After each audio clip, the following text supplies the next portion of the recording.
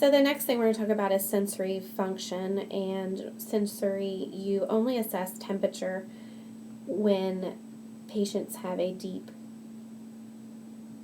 abnormal pain response. You don't typically put hot and cold items on patients to try to assess for temperature control. We talked about the vibration and the tuning fork. This can also be used on the hands, legs, and feet, because that is something you would probably use in a diabetic patient because they have neuropathy. There's something else, and it's right here at the bottom, called graphesthesia, and you have stereogenesis. The graphesthesia is where you're actually writing on the skin. So you have the patient put the palm towards you so they can't see what you're writing on there, and usually write a number. So you could write a number 3, and you ask them identify what you just wrote onto their hand. Stereogenesis is where you're actually putting a familiar object, so a paper clip, into the patient's hand and asking them to identify it. Of course, when you're doing the assessment for sensory, you're doing both sides. So you would do right side and left side, and patients' eyes are closed, and you're asking them, describe what you feel, where is this, what does this feel like, so that you can get accurate documentation. So this is a picture of assessing deep tendon reflexes. Usually you see it written as DTR. What you're essentially assessing is the tendon. You want to know its response to stretching it out. You can have a hypo response or an absent where there's no movement or quivering of that stretch or that tendon. So you can have a scale from a 0 to a 4. 0 is absent, 1 is weak, 2 is normal, 3 is considered exaggerated, and 4 is hyperreflexia. So 4, where if you're looking here in picture B, they're actually assessing the patellar deep tendon reflex. So if you would take the reflex hammer, which is what you would use, and hit right under the kneecap of the patellar, and the patient's leg would fly up off the bed, that's a 4, and you would document that as a deep tendon reflex patellar response plus 4. You can assess the biceps, the triceps, the brachioradialis, the patellar, and the Achilles tendon. So there are 5 different locations that you can assess with DTRs. So one of the things that you do need to know for your test is the assessment abnormalities. Those are listed on page 1350, 56-7. The other thing you need to know or be responsible for knowing is the cerebral spinal fluid analysis and the normal values, which are listed on page 1352 to 1353, 56-8. And the next couple of things we're going to talk about a few diagnostic tests. So it doesn't look like I had a couple of slides with your diagnostic tests. So I'm on page 1352, table 56-8. And we're going to go through a few of them and talk about them.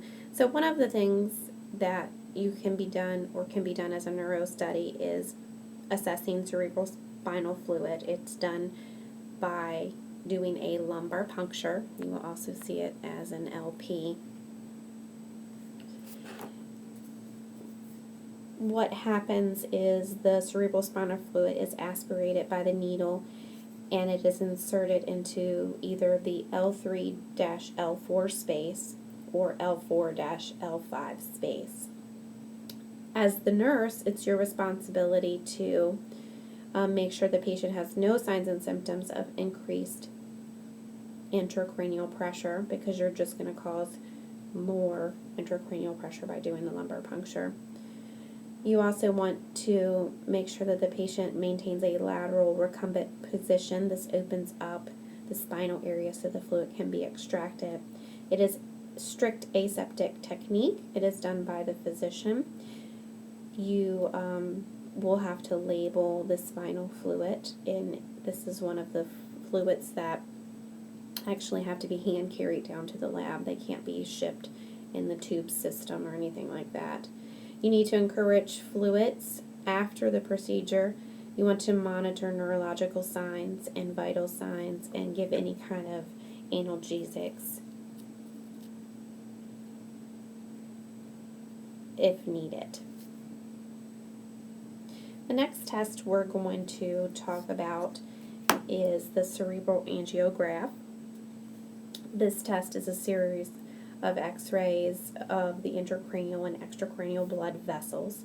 It's performed because we want to look for vascular lesions or tumors of the brain, so they do use contrast.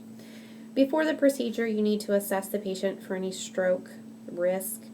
You want to make sure that that is done because it's possible that a thrombosis may be dislodged when the procedure is actually done.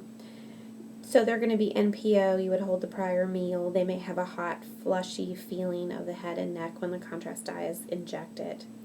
They need to hold absolutely still during the procedure.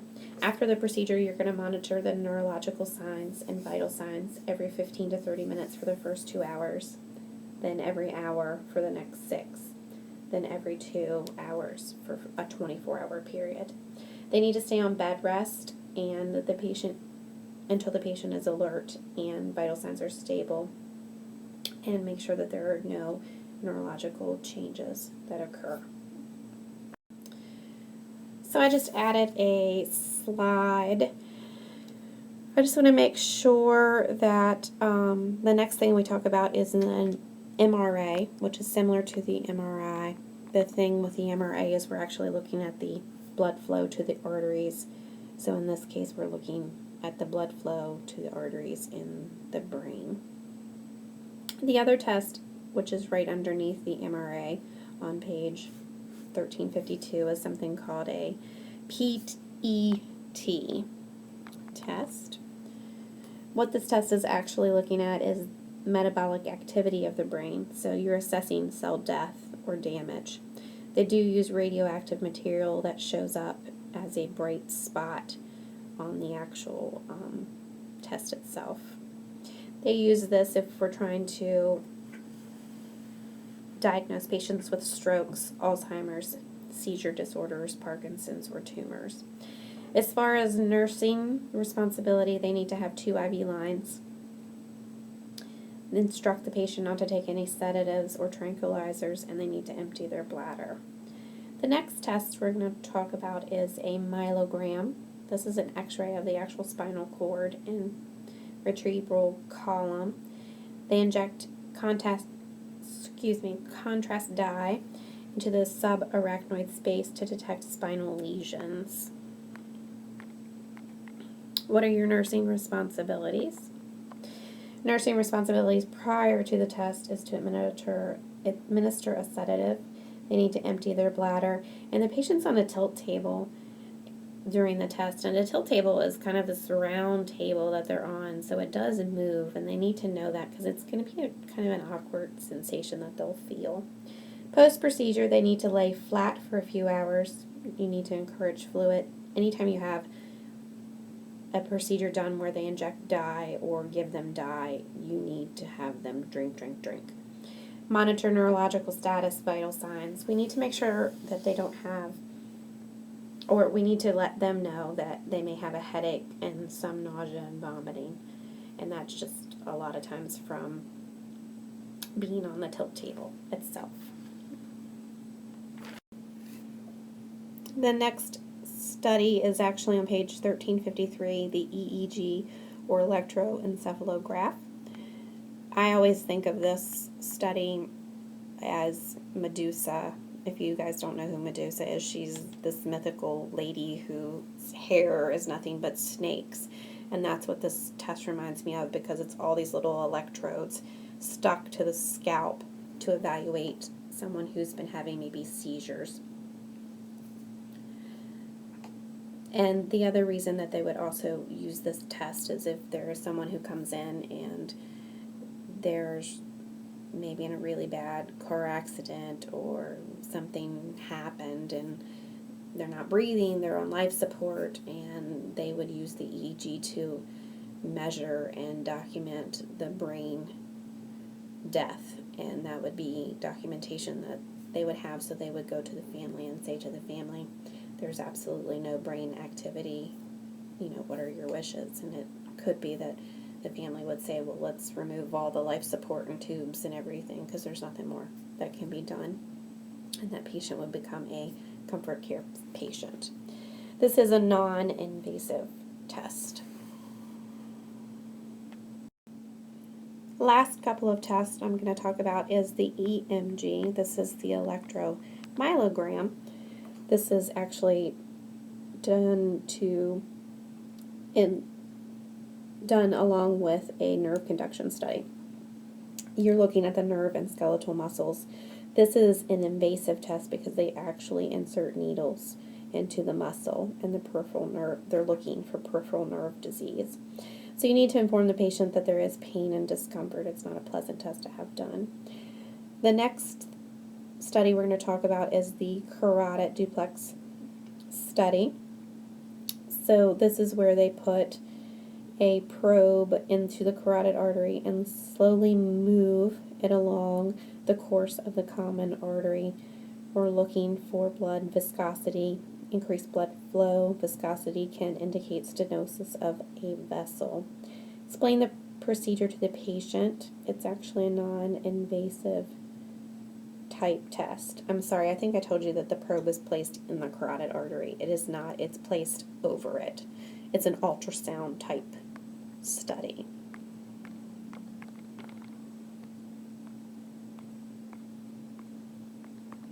So this finishes up our neuroassessment chapter. I will also do a podcast for the stroke chapter.